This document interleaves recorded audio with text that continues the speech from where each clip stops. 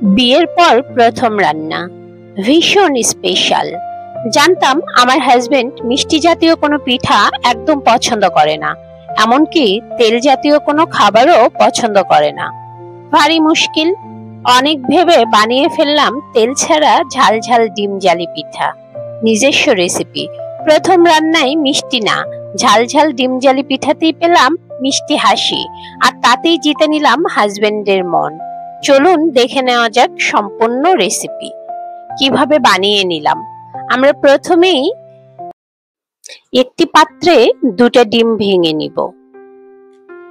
তারপর আমরা ডিমের সাদা অংশ এবং কুসুমটাকে একটি স্পুনের সাহায্যে সুন্দর করে একত্রে মিশিয়ে নিব, যাতে সাদা অংশ এবং কুসুম ভালোভাবে মিক্সড হয়ে যায়।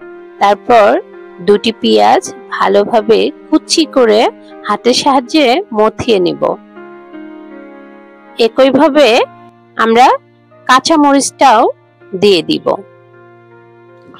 ঝালটা নিজস্ব রকম। তারপর একটুখানি হলুদ এবং লবণ স্বাদ মতো, একটু জিরা গুঁড়া, সেই সাথে দুইটি সাদা এলাচ এবং কালো জিরা।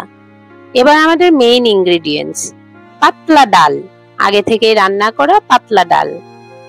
দেখবেন আপনার এই পিঠাটার স্বাদ অসাধারণ হবে। আমি 1 কাপ একদম চালের গুঁড়া, ফ্রেশ চালের গুঁড়া 1 কাপ নিয়েছি, সেটাকে 2 বারে মিক্সড করে নিব। সুন্দরভাবে আমরা মিশিয়ে নিব। এবার কড়াইতে হালকা কয়েক ফোঁটা তেল দিয়ে সম্পূর্ণ কড়াইটা দেখেন আমি কিভাবে একটি ব্রাশের সাহায্যে তেলটা দিয়ে দিলাম। এবং এবার এই যে আমার বেটারটা 3 থেকে 4 চামচ ঢেলে দিলাম, দিয়ে সম্পূর্ণ কড়াই করে দিয়ে একটু ঢেকে দিব। একটু পরেই দেখবেন হাজার হাজার ছিদ্র দেখতে পাচ্ছেন নিশ্চয়ই, এবং আমি আরো কাছ থেকে দেখাবো, আপনারা দেখতে পাবেন। আহতভাবে আমরা এটাকে উল্টিয়ে নিয়ে নেমে নিব। পিঠাটা বানানো কিন্তু খুবই সহজ এবং তেল খুবই সামান্য দিয়েছি, যেটা না দিলেও হয়, তারপরও হালকা একটু দিয়েছি যাতে না লেগে যায়। দেখুন কতটা ছিদ্র এবং কত সুন্দর। এই পিঠাটা কিন্তু খুবই মজা লাগে, একবার বানিয়ে খেয়ে দেখবেন। এবং বিভিন্ন রকম মাংসের সাথেও এই পিঠাটা খেতে খুব ভালো লাগে। অল্প সময়ে মজাদার পিঠা।